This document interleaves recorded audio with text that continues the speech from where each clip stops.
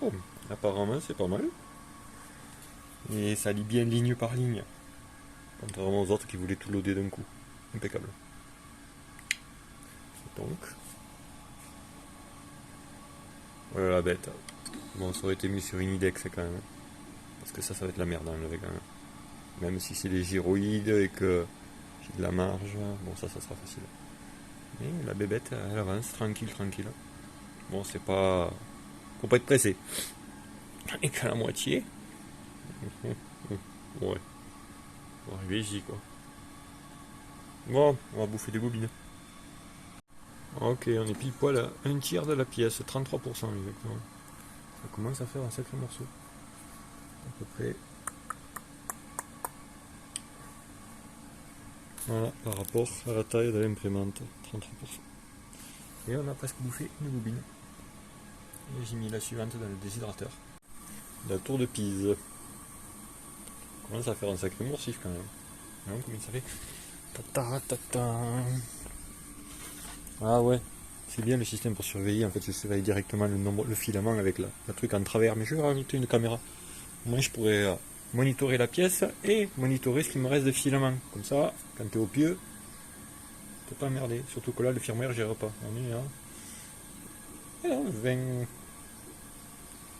bonne vingtaine de centimètres quand même, hein, les gars. Ça commence à faire. Bon, il y a de la marge encore. On va arriver jusque là quasiment. Ouais, on va arriver quasiment jusqu'en haut. Ouais, c'est cool. Bon, en tout cas, ça marche très très bien. Octopi, en instance, pas d'emmerdement, ça load ligne à ligne. Alors, c'est vrai que ça doit emmerder chez certains. Quand ils utilisent du Raspberry Pi qui, avec la carte SD, fait chier, ne load pas ce qu'il faut. Mais pour moi, c'est nickel. Un sacré support.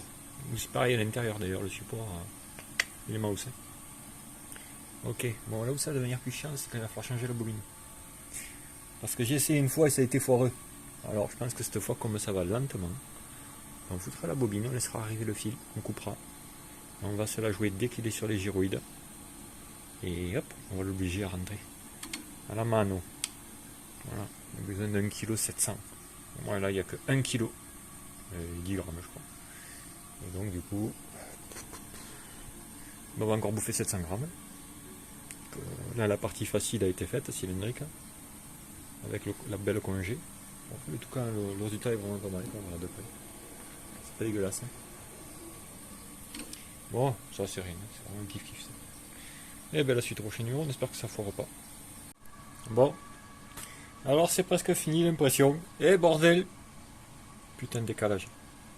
Bon, ça va pas être dramatique, hein, on va faire avec. Ça s'est décalé parce que ça c'est à cause des vibrations, on voit.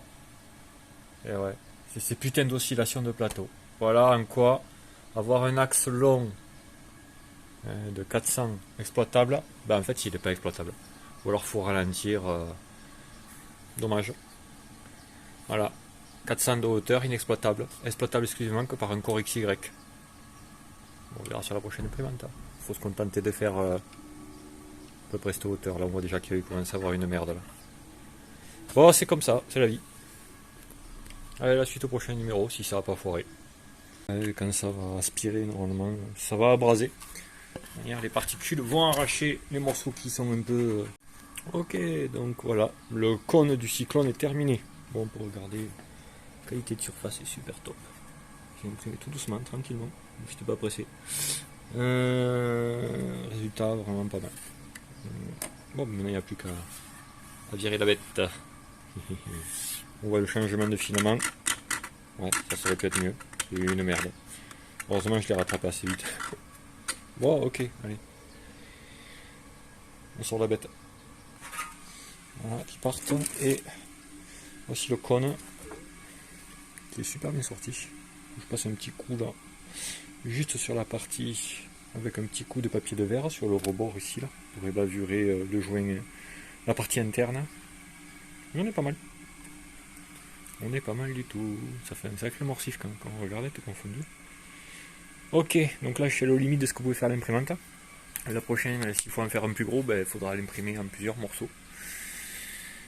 Mais c'est pas mal. Bon, après le prochain tournure, je pense que je le ferai autrement. Je vais avoir d'autres solutions là, donc je sais où je vais un peu. Le prochain sera sûrement en métal parce que j'ai besoin de pouvoir aspirer des merdes très abrasives. D'ailleurs, j'ai passé un coup de ciseau à bois juste. Alors, je passe un petit coup de papier de verre. Voilà, fait de toilennerie exactement pour enlever les resquites. Il y en a un peu là, là, là. Ouais, le prochain sera fait en métal sûrement. Si ça fonctionne bien. Bon, j'en profite. Allez.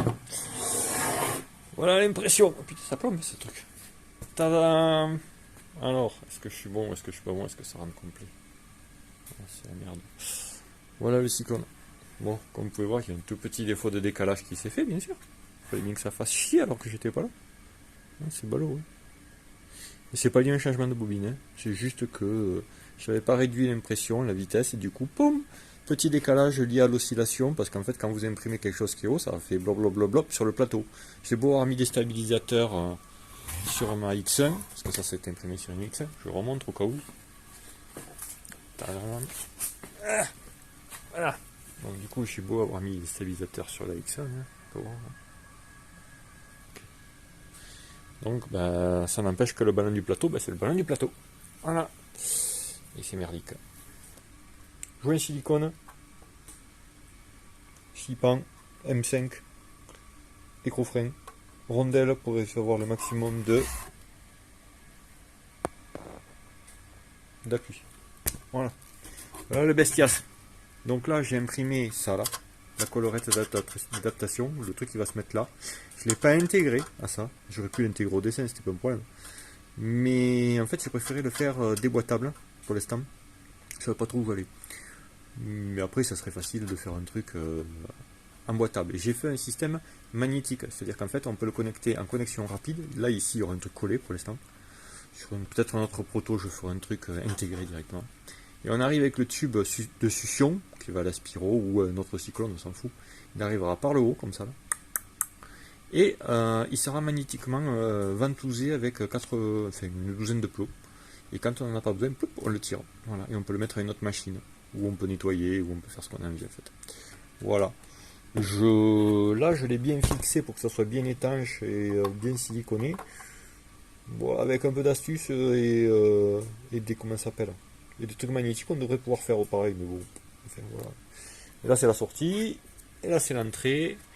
Et là, pareil, bon, là, on va mettre directement un tube et on va dire un truc pour faire une étanchéité rapide. Et un truc qui sert comme ça. Voilà. Et là, ça sera le premier proto, on va dire. Là, vous pouvez voir, c'est pas dégueulasse quand même. C'est costaud. Voilà, c'est pas grave. Bon, je l'ai pas traité au distol. Je sais même pas si on dit distol, dictol, l'étanchéificateur. C'est le cas échéant, je le ferai d'un bloc. C'est-à-dire que je le mettrai dans un sac dans lequel je mettrai le distol. Je ferme, je secoue comme un prunier.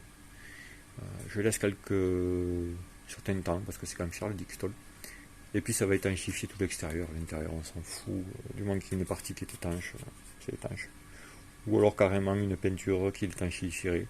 Ça se peint le PETG. Je sais pas, on verra. S'il le faut, même c'est pas utile. S'il le faut, la dépression fera qu'il n'y aura pas trop de pertes par absorption. Et en plus, je me dis que si c'est un peu poreux, peut-être que l'intérieur, la pouscaille aura tendance à moins adhérer. Je sais pas, j'ai rien. Enfin, on verra quoi, on va voir ce que ça donne. Bon, la suite des opérations au prochain numéro. Attendez le lit.